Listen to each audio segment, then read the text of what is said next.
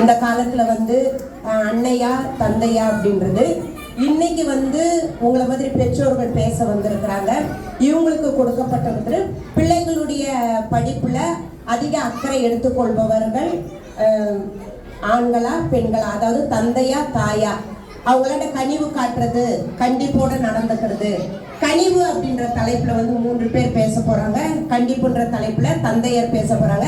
இந்த பட்டிமன்றத்துக்கு தலைமை தாங்கி தீர்ப்பு வழங்க பள்ளிகளின் நிர்வாகி அவர்களை தாழ்மையுடன் வருக வருக என வரவேற்கிறேன்.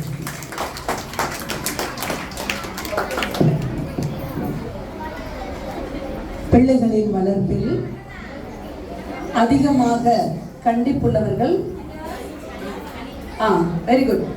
கனிவு என்பது இதயத்தினுடைய வலது பக்கத்திலும், கண்டிப்பு என்பது என் இதயத்தினுடைய இடது பக்கத்திலும் அமர்ந்திருக்கிறார்கள். பெற்றோர்களாகிய உங்களை பட்டிமன்றத்தில் நான் இதுவரை 42 வருடங்கள் எனது கல்வி பணியில் தலைமை ஆசிரியராகவும் இருந்திருக்கின்றேன். 15 வருடங்கள் ஆசிரியராகவும் 27 வருடங்கள் தலைமை பொறுப்பிலும் இருந்ததில் ஒரு பள்ளியில் கூட இந்த பெற்றோர்கள் பட்டிமன்றம் நிகழ்த்திய ஒரு நிகழ்வை நான் கண்டதில்லை, நானும் நிகழ்த்தியதில்லை. இது ஒரு மிகப்பெரிய gifted school for the parents. So நீங்க பங்கெடுக்கிறீங்க அப்படின்றதை, நீங்க என்ன பேச போவீங்க அப்படின்றத விட நீங்க பங்கெடுத்தது, உங்க மேடையில் இருந்தது, உங்க எல்லோருக்கும் பாராட்டுகள், பள்ளிக்கும் பெரியாக இருக்கிறது. ஜோர கை தட்டுங்க. வாழ்த்துக்கள். இதோ என்னுடைய இடது பக்கத்தில் பிள்ளைகளினுடைய ஒரு வளர்ச்சிக்கு மிகவும் முக்கியமானது கனிவு. பிள்ளைகளுடைய வளர்ச்சிக்கு கண்டிப்பு தான் முக்கியமானது. இப்ப எது இருக்கு எது இல்லை, எது இருக்கிறதுனால நன்மை, எது இல்லாததுனால தீமை அப்படின்றத அலசி பேச போறாங்க. நாம் எல்லோரும் அவர்களோடு ஒத்துழைப்பு கொடுக்க வேண்டிய ஒரே ஒரு விஷயம், குழந்தைகள் கவனிங்க, இது உங்களுக்காக இருக்கக்கூடிய ஒரு அருமையான சுவாரஸ்யமான ஒரு தலைப்பு. எனவே உங்கள் சப்போர்ட், அதாவது உங்களுக்கு யார் சப்போர்ட் பண்ண போறாங்க, உங்களுக்கு கனிவு சப்போர்ட் பண்ண போதா, கண்டிப்பா சப்போர்ட் பண்ண போதா அப்படின்றத உற்று கேட்க வேண்டும், உற்று பார்க்க வேண்டும், உங்கள் உள்ளத்தில் அதை எடுத்துக்கொள்ள வேண்டும் என்று உங்களை அன்போடு கேட்டு உங்கள் அமைதிக்காக நான் இங்கு வேண்டிக் கொள்கிறேன். செய்வீங்களா? எல்லாம் கையை கட்டு, நேரம் உட்காரு அப்படி நான் சொல்ல மாட்டேன். தாராளமா ஃப்ரீயா இருந்துக்கோ, மனசையும் ஃப்ரீயா வச்சுக்கோ. You B free. Good. All the best. விட்டு கொடுக்குறாங்க, கனிவோட கண்டிப்புக்கு விட்டு கொடுக்குறாங்க. முதலில் வாழ்த்துக்கள். ஐயா, உங்க பேரு?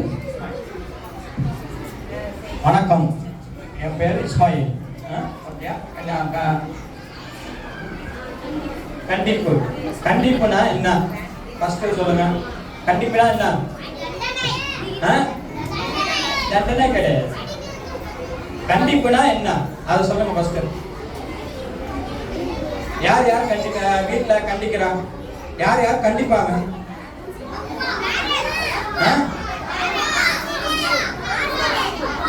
அப்பா. Okay, thank you. பாட்டியா?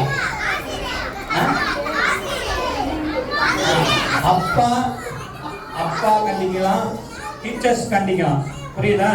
அவங்க 2 பேருக்கு அந்த உரிமைகள் இருக்கு. அதை நாங்க கண்டிக்கும் போது உங்க அம்மாமார்கள் என்ன பண்ணுவாங்க?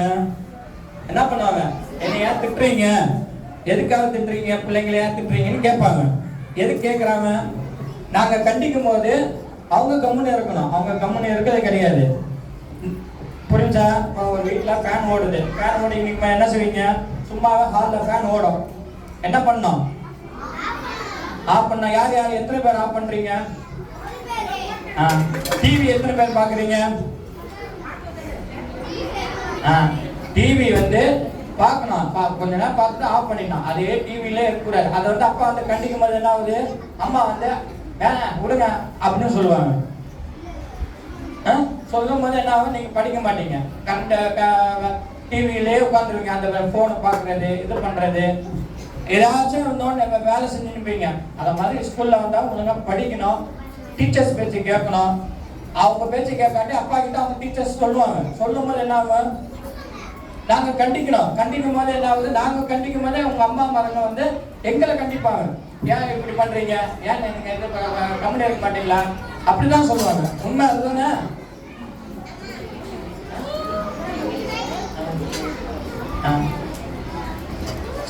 அப்ப செல்போன் யார் யார் நிறைய பாக்குறது, இதெல்லாம் அப்பா வந்து கண்டிச்சா என்ன செய்வீங்க, என்ன பண்ணுவீங்க?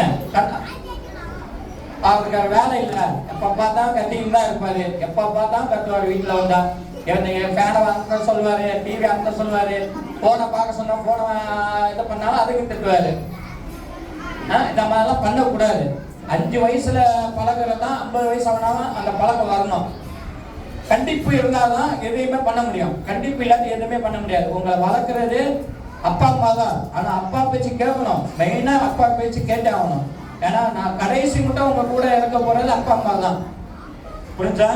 அப்பா பேச்சு கேட்கணும், நல்ல பிள்ளைகளா இருக்கணும், நல்ல இதா இருக்கணும். இதுதான் என்னோட கண்டிப்பு.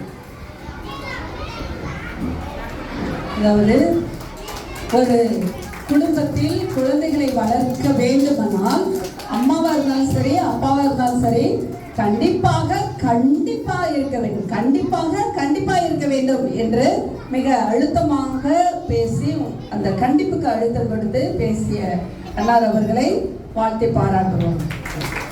அடுத்து அப்பா அம்மாவா இருந்து ஒரு குழந்தையை வளர்த்தெடுப்பதில் கனிவுதான் முதலிடம் என்று பேச வருகிறார். அடுத்து மிஸ்ஸஸ் மாலா அவர்கள்.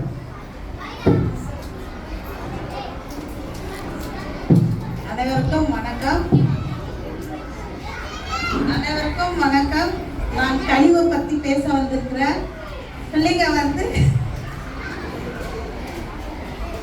அன்போட இருக்கிறதுக்கு பேர் தான் கனிவு.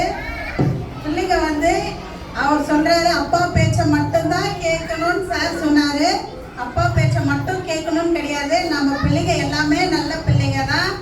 அப்பா பேச்ச கேட்டாலும் அம்மா பேச்ச கேட்டாலும் அன்போட சொன்னா அதை நம்ம பிள்ளைங்க நல்லா கேட்டுக்கோங்க. நம்ம பிள்ளைங்க எல்லாம் நல்ல பிள்ளைங்க தானே, அன்போட கேட்டுக்கோங்க.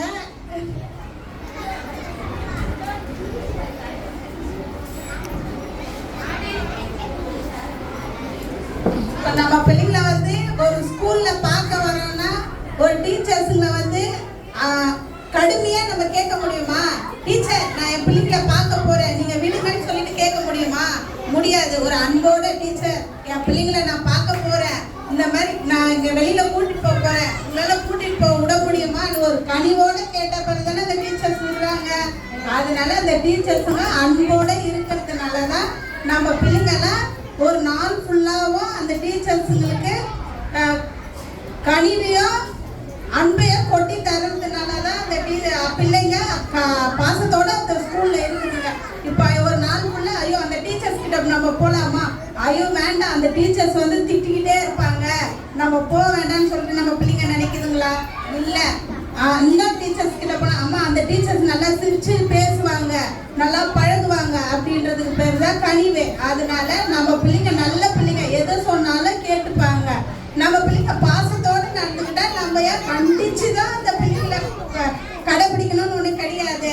நம்ம பிள்ளைங்க கிட்ட நம்ம உட்காந்து ஒரு 5 நிமிஷம் பேசி பழகி அதை கனிவோடு பேசுனா நம்ம பிள்ளைங்க எல்லாத்தையுமே புரிஞ்சுக்கோங்க. நம்ம பிள்ளைங்களா இப்ப இருக்கிற பிள்ளைங்களாம் எதுவும் புரிஞ்சுக்காத பிள்ளைங்களா?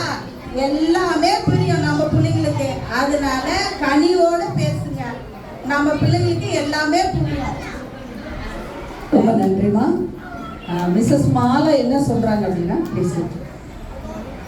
கண்டிப்போட பேசுவதை விட கனிவோடு பேசினால் அங்க எல்லா ஒர்க்கும் நடக்கும் அப்படின்றாங்க. அதாவது குழந்தைங்க கூட அம்மா நீ திட்டாம சொல்லுமா, நீ திட்டாம சொன்னா நான் கேட்பேன், அன்பா சொன்னா நான் கேட்பேன். அந்த அன்பு என்ற கனிவுக்கு அவ்வளவு அழுத்தம் இருக்கின்றது, ஏற்பு உடனே இருக்கின்றது என்பதை மிக அருமையாக சுட்டிக்காட்டினார்கள். இல்லை, இன்னும் மீண்டுமாக ஒரு கண்டிப்பு தான் முக்கியம், தேவை. குழந்தைகளை வளர்த்தெடுப்பதில் ஆசிரியர்களாக இருந்தாலும் சரி, பெற்றோராக இருந்தாலும் சரி, கனிவும் வேண்டும், கண்டிப்பு வேண்டும் என்று இரு தரப்பினர் பேசுவதில் மாலா அவர்கள் மிக அருமையாக இரு தரப்பில் இருக்கக்கூடியவர்களும் கனிவோடு பேச வேண்டும், அப்படியானால் குழந்தைகளை ஏற்றுக்கொண்டு தங்களுடைய கடமைகளை மிக ஒழுக்கமுடன் செய்வார்கள் என்று கூறியதற்கு பாராட்டுகளையும் வாழ்த்துக்களையும் திருமதி மாலா அவர்களுக்கு நாம் தெரிவிப்பதில் மகிழ்ச்சி அடைகிறோம். தேங்க்யூ. இங்கே வந்திருக்கும் சிறப்பு விருந்தினர்களுக்கும் ஆசிரியர்களுக்கும் பெற்றோர்களுக்கும் என் வணக்கத்தை தெரிவித்துக் கொள்கிறேன்.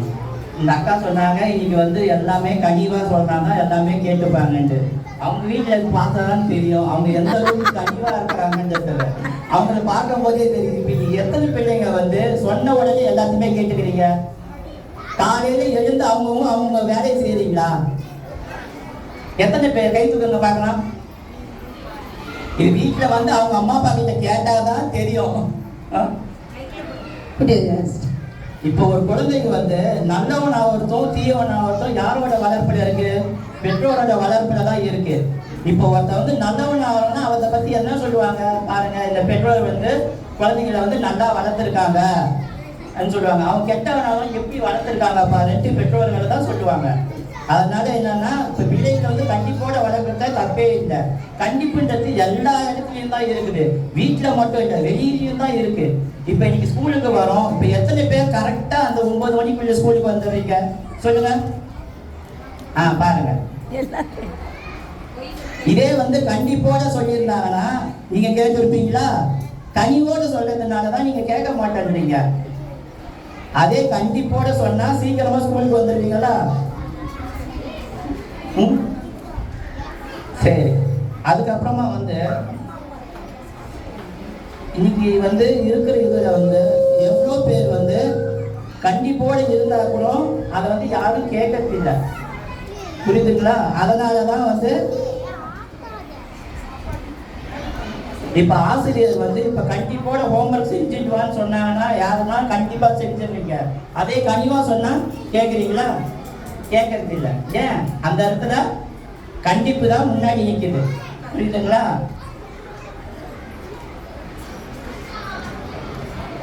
இப்போ பிரம்பை நாடாதவன் தன் மகனை பகைக்கிறான் விவிலியத்துல சொல்லியிருக்காங்க.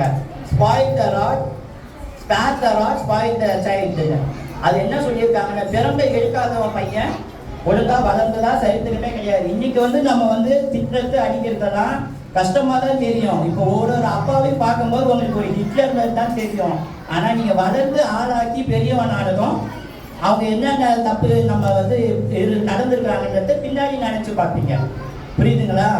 இப்ப வந்து ஒரு கல் இருக்கு, அந்த கல்லை வந்து நம்ம தட்ட தான் சிலையாகும், புரியுதுங்களா? அதே கல் வந்து அடி வாங்காம இருந்தா அது வெறும் கல்லாதான் இருக்கும். அதே வந்து நீங்க கல்லா இந்த சிலையான்றது உங்க வீட்டுல வந்து இருக்கிற அப்பா அம்மா வந்து கண்டிச்சு வளர்த்தாதான் நீங்க வந்து ஒரு சிலையாட்டம் இருப்பீங்க. இல்லைன்னா நீங்க வெறும் கல்லு மாதிரி தான் இருப்பீங்க, புரியுதுங்களா? இந்த வாய்ப்பு அளித்ததற்கு நன்றி.